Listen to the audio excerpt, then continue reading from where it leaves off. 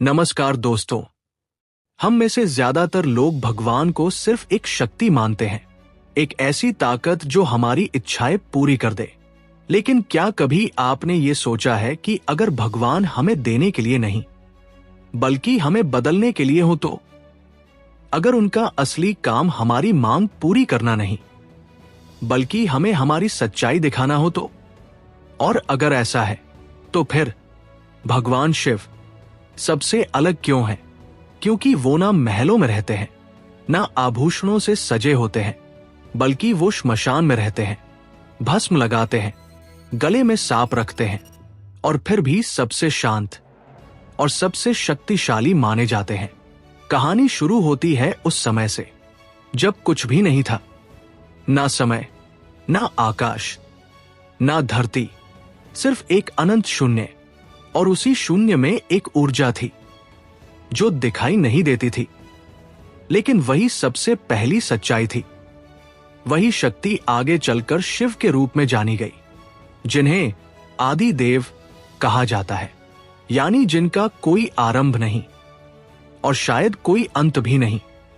शिव का मतलब ही होता है कल्याण, यानी वो जो हर चीज को उसके असली रूप में लाकर उसे बेहतर बनाता है। लेकिन यह बदलाव आसान नहीं होता, इसलिए शिव को सहार का देवता कहा जाता है। लेकिन यह सहार बुरा नहीं, ये एक नई शुरुआत की प्रक्रिया है। जैसे जब इंसान अपनी पुरानी सोच को तोड़ता है तभी वो कुछ नया सीख पाता है, ठीक वैसे ही शिव पुरानी चीजों को खत्म करके नई शुरुआत करते हैं। इसलिए उनका रूप भी अलग है। वो श्मशान में रहते हैं क्योंकि वहीं इंसान का अहंकार खत्म होता है, वही हर फर्क मिट जाता है।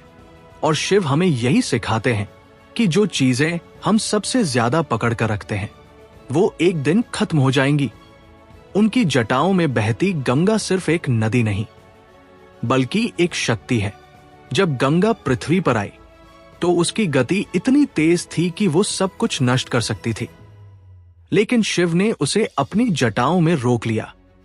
इसका मतलब यह है कि असली ताकत वही है जो सबसे बड़ी शक्ति को भी नियंत्रित कर सके। उनके गले का सांप डर और मौत का प्रतीक है और शिव उसे पहनते हैं, यानी जिसने अपने डर को अपने नियंत्रण में कर लिया वही सच में स्वतंत्र है। उनकी तीसरी आंख भी एक गहरा संकेत है। जब वो खुलती है तो सब कुछ जल जाता है, लेकिन असल में वो आग बाहर की चीजों को नहीं बल्कि अंदर के झूठ, भ्रम और अहंकार को खत्म करती है। जब इंसान को सच्चाई दिखती है तो उसका डर और उसका झूठ अपने आप खत्म हो जाता है, और यही असली ज्ञान है।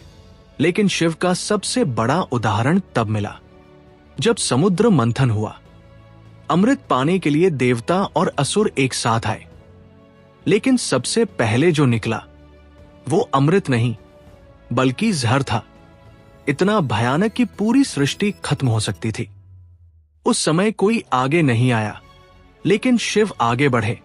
उन्होंने उस जहर को अपने हाथों में लिया और पी लिया, लेकिन उसे अपने गले में ही रोक लिया, और तभी से वो नीलकंठ कहलाए। ये सिर्फ एक कहानी नहीं है, ये एक सच्चाई है कि असली ताकत वो नहीं जो सिर्फ खुशियां ले सके, बल्कि वो है जो दर्द को अपने अंदर संभाल सके और दूसरों को बचा सके।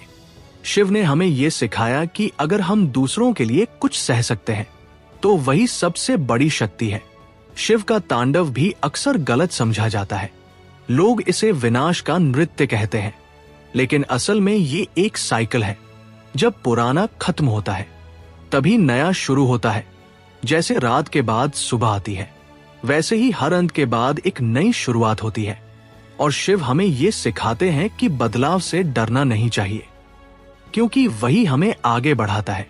शिव का शांत रूप, उनका ध्यान, उनका अकेलापन, ये सब हमें ये सिखाते हैं कि असली शांति बाहर नहीं, अंदर होती है। जब इंसान अपने अंदर झांकना शुरू करता है तब उसे भगवान को बाहर ढूंढने की जरूरत नहीं पड़ती, क्योंकि भगवान हमारे अंदर ही है, हमारी सोच में, हमारे सच में और हमारे फैसलों में। और शायद यही कारण है कि शिव को महादेव कहा जाता है, क्योंकि वो सिर्फ एक देवता नहीं बल्कि हर उस सच्चाई का प्रतीक है जो हमें बदल सकती है, जो हमें मजबूत बना सकती है और जो हमें हमारे असली रूप तक पहुंचा सकती है। आखिर में दोस्तों, भगवान शिव की कहानी सिर्फ एक पौराणिक कथा नहीं है। ये एक आईना है जिसमें हम खुद को देख सकते हैं, अपने डर, अपनी गलतियां, अपना अहंकार और अपनी सच्चाई। अगर आप सच में बदलना चाहते हैं, अगर आप अपने अंदर की सच्चाई को देखना चाहते हैं, तो बाहर कुछ मत ढूंढो, बस खुद के अंदर देखो और जो भी सच मिले उसे स्वीकार करो, क्योंकि शिव कहीं बाहर नहीं है, शिव वहीं है जहां आप अपनी सच्चाई से मिलते हैं। अगर आपको यह वीडियो पसंद आई हो, लाइक जरूर करें, शेयर करें और ऐसे ही भक्ति और सच्चाई से जुड़ी कहानियों के लिए सब्सक्राइब करना मत भूलना।